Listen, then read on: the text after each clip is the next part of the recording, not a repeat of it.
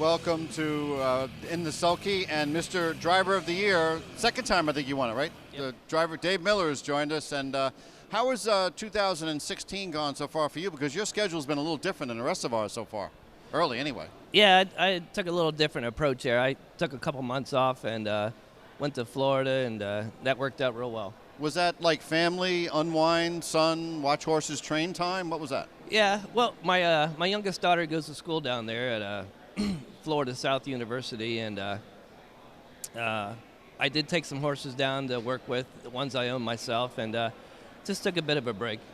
How's your youngest daughter doing? I know she had a problem with her back a couple years ago. Oh, yeah, she's doing very well. I'm very proud to say that she carries a 4.0 average. Really? And she's going to Australia in May to study abroad. So I'm very proud. She does very well, and I'm very happy. That means you're about the third best athlete in that family by my calculation. I figure it's maybe fourth. I'm not sure. Yeah, I'm down on the bottom there.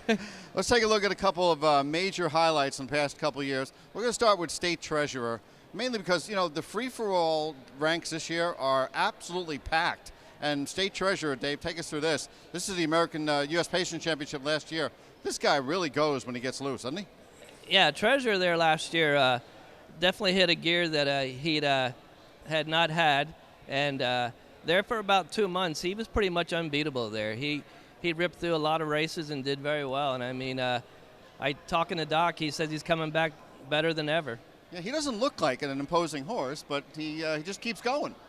Yeah, I tell you what, he's got wicked speed. I mean, he's very quick, very fast, and he's just learned to carry it a lot further. And the free-for-all ranks this year includes, of course, Wiggle and Jiggle It, State, Wakasashi should be in there, Freaky Feet Pete, and of course, we'll take a look now at Always Be Mickey. Wow. Let's take a look at the Breeders' Crown, this effort here. Take us through this, Dave. Well, he raced just tremendous this night. You know, he made the lead past the half, and he just drew off from a very good field of horses there. I mean, he's just an amazing horse. Now, the horse who was second, J.K. Andamanier, was a $2 million winner. When you power past those kind of horses, that's pretty special there. Yeah, I mean, yeah, I'm very aware how special he is. I mean, he gives me a lot of thrills just to sit behind him. Now, take us through the Meadowlands Pace a couple of years ago when he was second. That was an unbelievably bad trip, and he still got second. What did you think that night? Well, I said then, you know, I've never had a horse ever race the way he did. I mean, and I still say his best race he ever won, he got beat and he finished second. I mean, he was 3 deep. He actually was like 4 deep around the first turn, and I settled in second over 3 wide, and he was 4 deep in the last turn, and I think they charged him 25-4 that night. I mean, it's just an incredible mile he went that night, and you know, he's been a special horse ever since. And when he went that 47-mile at Lexington, he did that with a 25-4 finale, and he looked like he was breezing home there, too. Yeah, he can go fast. I mean, he can carry his speed. He's got all the qualities of a great horse. He's had some injury issues, though, and he looks like the kind of horse that might be a little tough on himself. I know in the winner's circle he can act up pretty good. Yeah, he's got a little bit of a spirit to him there, but and all in all, he's a very nice horse to be around and get along with, and he's just a pleasure to drive. You know, he does whatever you want him to do, and you ask him, and he goes. Okay, let's take a look last year at the Mary Annabelle, now the Jim Doherty, with Broadway Donna, who's undefeated at this point. She ran her first 9. She finished 9 for 10 and won the Dan Patch. Tell us about Broadway Donna. Well, Donna, she was a very special horse right from the get-go, and she kept getting stronger and better, and she actually won her elimination, I think, 53-3 or something like that. She didn't have a very good week. She actually ended up being a little sick between the elimination and the final, and she just showed right there, you know, her heart and her guts that she has to, you know, to put her head in front. Kind of special too that Jim Doherty, who was something of a specialist with trotting fillies, had the race renamed for him. What was your relationship with Jimmy? I knew Jim. I got to race with him. I got to drive for him. I had a lot of respect for him. I thought he was a great guy, a good, you know. I think he had the nickname Gentleman Jim, and it fit him perfect there. He was a super person. Like I said, I had a lot of respect for him. It sure did. Now, take us back to Breeders' Crown night. Going into that night last year in Canada, what did you think would be a good night for you going into the night? What were you expecting?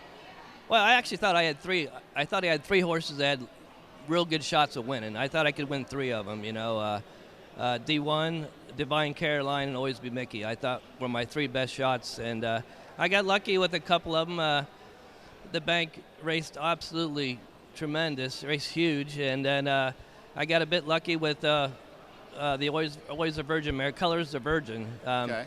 I think she was going to get beat, and the horse made a break on the outside of her, and she held on to win. I mean, it was just it was my night. Yeah, and the horse who was going to beat her would have been Tactor's 7th of the night, too. An unbelievable night. But you also won the Cane Pace last year, and you're the only driver not named T-Trick to defeat Wiggle and Jiggle It last year. What was that like? Because your horse, Mark Silver's trained colt, Camp Scarchalk, that horse was winless on the year going in against Wiggle and Jiggle It. Yeah, at that point there, I was just racing for a check, and I think Wiglet, Jiglet, and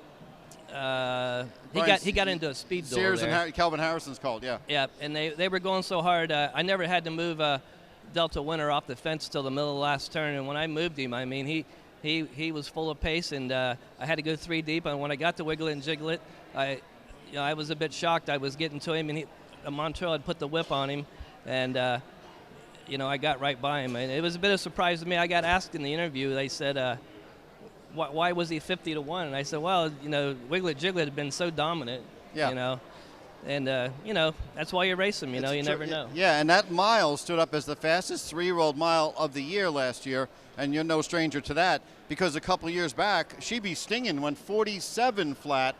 Wow, I tell you, when I looked at her a couple times in the paddock, I said, this is some real athlete. What about her? Yeah, I always I love that mare. She would give me some fits at times, but she had a lot of ability, a lot of talent, and she could go really, really fast. Take us back, before we let you go, get ready for the first race. Take us back to 97, 98. You were second in North America in wins both years, but then you decided to make the move here full-time in 1999. Tell us about that decision. Was that a family decision? Was that you? Did you commit to the year in advance? How'd that work? Actually, it was kind of strange. A good friend of mine from back home was coming out. He had a few horses. They were in the series out here, and he asked me to come along to drive them, and I came out, and things was looking up. When he headed back, things was looking up, so I went ahead and stayed, and probably the best move I ever made. And then last week when you returned from Florida, the day you came back was the 21st anniversary of the birth of Magician. He was foaled 21 years ago, the same day you came back. Yeah. What did he do for you that year and in the national spotlight? Yeah, he was very good to me. Very, very good horse. I can't tell you enough of good stuff about him. He was at the top of his game for 4 years, and he was probably the hardest hitting horse that I'd set behind. Okay, one more question before we let you go. Jimmy Tactor and Chuck Sylvester have each won 2 Hambletonians before and after going in the Hall of Fame. What is Dave Miller going to have? What are you bringing to the table now that you're a Hall of Famer? Have we seen the best yet? Oh, I certainly hope not. I certainly There's hope more than 5 Breeders' Crowns to come, maybe? Well, I'll take whatever I can get, but hopefully I'm still not done yet. I got races I got things I want to do yet still. He's still in his prime. Dave Miller, have a really good night tonight, Dave. Thanks for stopping by, and maybe we'll see you in the winner's circle for some more of the big ones this year. It'd be great. Thanks, Bob. Thanks.